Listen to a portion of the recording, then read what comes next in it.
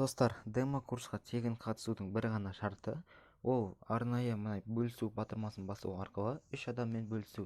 Яғни 3 осы сабақтарға қызығып жүрген адамдармен бөлісулеріңіз керек. Ол қалай? Қараңыздар, сіздерде астында арнайы панель тұр. Бұл панель 3 адаммен бөліскен кезде өзі толады, және де ол толып біткеннен кейін сіздерге арнайы билетті беріледі. Сол билетте сіздерге код тұрады. Сол код бойынша сіздер демо курсқа қатыса аласыздар. Міне 2 адаммен бөлістім, яғни 3-тен 2 бөлігі толды. Үшінші бір адаммен бөлсем,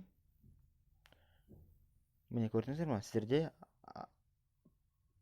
билетті жүктеу батырмасы шықты. Осы билетті жүктеп аламыз. Окей деп басқан уақытта сіздерде міне нажмите для просмотра. Немесе осы жерден, немесе өздеріңіздің загрузки батырмасын басып, сол загрузкиден өздеріңізге берілген билеттегі санды көре аласыз. Сол санды осы ботқа жіберсеңіздер, сіздерге демо курстың бірінші сабағын бірден береді, және де демо курсқа толығымен 3 сабағын тегін көруге мүмкіндік береді.